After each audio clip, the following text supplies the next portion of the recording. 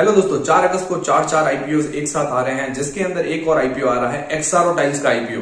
दोस्तों एक्सआरओ टाइल्स का आपने नाम सुना होगा, नहीं सुना तो मैं आपको बता देता हूं। एक्सआरओ टाइल्स जो है विट्रीफाइड टाइल्स का मैन्युफैक्चरिंग करती है।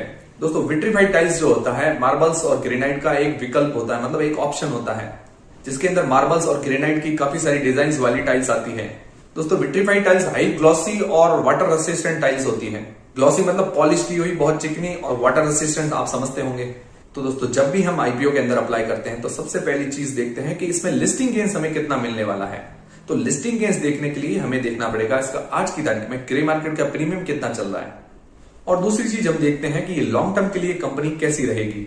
तो लॉन्ग टर्म के लिए कंपनी कैसी है वो देखने के लिए हमें ये देखना पड़ेगा कि कंपनी क्या बिजनेस करती है और फाइनेंशियल वाइज कैसी है, मतलब प्रॉफिट जनरेट कर रही है या लॉस जनरेट कर रही है। और इसके जैसे जो टाइल्स मैन्युफैक्चरर की लिस्टेड कंपनियां हैं उनके अकॉर्डिंग ये कैसा परफॉर्मेंस कर रही है।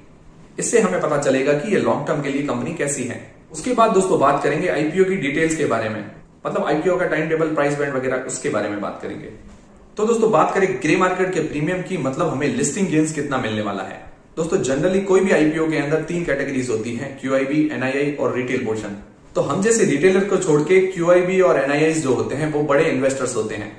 तो जो बड़े इन्वेस्टर्स हैं उनमें से जो फॉरेन इन्वेस्टर्स हैं, म्यूचुअल फंड के इन्वेस्टर्स हैं, उनका अभी तक एक्सआरओ टाइल्स के आईपीओ में इतना इंटरेस्ट नहीं आया है, जिसके कारण क्या है कि इसकी ग्रे मार्केट का प्रीमियम का अपडेट अभी तक नहीं आया है। तो मेजर इन्वेस्टर है क्यूआईबीज, उनका अभी तक इस आईपीओ में इंटरेस्ट नहीं होने के कारण उसका जो कोटा घटा दिया गया है। जनरली क्यूआईबी का कोटा हम आईपीओ में देखते हैं 50% के आसपास होता है, तो क्यूआईबी का कोटा 50% से घटाकर 25% कर दिया है इस आईपीओ के अंदर।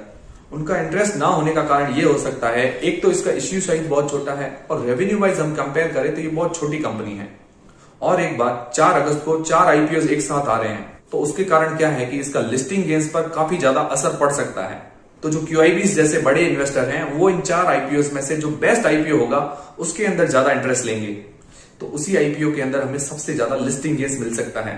तो दोस्तों आप टेंशन ना लें, इन चारों आईपीओ में से बेस्ट आईपीओ कौन सा है इस पर एक वीडियो आ जाएगा, और सबसे ज्यादा ग्रे मार्केट का प्रीमियम किसका चल रहा है और लिस्टिंग गेन्स किस में सबसे ज्यादा मिलने वाला है इस पर भी एक वीडियो आ जाएगा। तो मैंने आपको बताया क्यूआईबी पोर्शन 50% से घटाकर 25% कर दिया गया है, और जनरली जो एनआईआई पोर्शन होता है वो 15% का होता है, उसको बढ़ाकर 35% का कर दिया गया है। और जो हम जैसे रिटेलर्स हैं उनका जो कोटा होता है 35% का, उस कोटे को बढ़ाकर 40% के आसपास कर दिया गया है। तो दोस्तों क्यूआईबी के अंदर फॉरेन इन्वेस्टर्स और म्यूचुअल फंड इन्वेस्टर उनका इंटरेस्ट नहीं है, तो इसका मतलब ये नहीं है कि ये कंपनी बहुत ही वीक है। तो दोस्तों बात कर लेते हैं इस कंपनी की डिटेल्स के बारे में और जान लेते हैं इसके फाइनेंशियल कैसे हैं। तो दोस्तों मैंने आपको बताया कि ये कंपनी विट्रीफाइड टाइल्स बनाती है, जो मार्बल और ग्रेनाइट का एक विकल्प होती है। इसके अंदर ये 2 तरह के प्रोडक्ट बनाती है, पहला तो है ग्लेज्ड विट्रीफाइड टाइल्स और दूसरा है डबल लेयर विट्रीफाइड टाइल्स। ये दोनों टाइल्स हाईली पॉलिश्ड और ग्लॉसी टाइल्स होती है। और दोस्तों इस कंपनी के पास टाइल्स की 1000 से ज्यादा डिजाइन है, और ये कंपनी 6 साइज के अंदर अपनी टाइल्स की मैन्युफैक्चरिंग करती है। और आज की तारीख में कंपनी के पास 2000 से ज्यादा रजिस्टर्ड डीलर हैं, और ये कंपनी ऑल इंडिया के अंदर 27 स्टेट्स के अंदर अपना माल सप्लाई करती है। और इसके अलावा विदेशों की 13 कंट्रीज के अंदर अपना माल सप्लाई करती है, जिसके अंदर बोस्निया, यूएसए, पोलैंड, यूएई और भी कई सारी कंट्रीज हैं जिनके अंदर अपना माल ये सप्लाई करती है।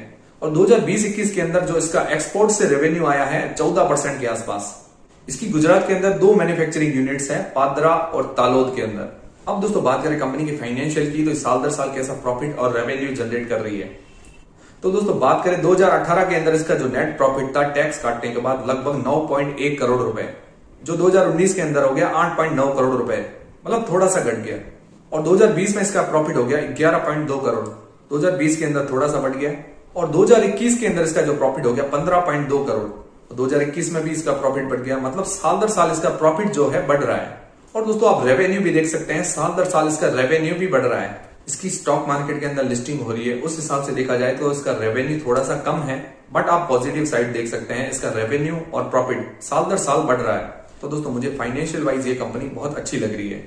और दोस्तों इस कंपनी की 2021 के अंदर बोरोइंग्स, मतलब जो उधारी है 161 करोड़ रुपए की। तो जो आईपीओ से जो पैसा इकट्ठा होगा उसके अंदर जो 50 करोड़ रुपए इसकी उधारी चुकाने में यूज किए जाएंगे। अब दोस्तों बात करते हैं लिस्टेड पीयर्स की, मतलब जो इसके जैसी टाइल्स मैन्युफैक्चरिंग कंपनियां हैं वो स्टॉक मार्केट के अंदर लिस्टेड है, उनके कंपैरिजन में इसका परफॉर्मेंस कैसा है। तो ये देख सकते हैं आप स्क्रीन पर। तो इसके जैसी जो 4 और कंपनियां पहले से ही मार्केट के अंदर लिस्टेड हैं, उन सभी में से इसका जो रेवेन्यू है सबसे कम है। सबसे ज्यादा जो रेवेन्यू है कजारिया टाइल्स का लगभग 2523 करोड़ रुपए के आसपास, और सबसे कम जो रेवेन्यू है एक्सारो टाइल्स का लगभग 260 करोड़ रुपए के आसपास।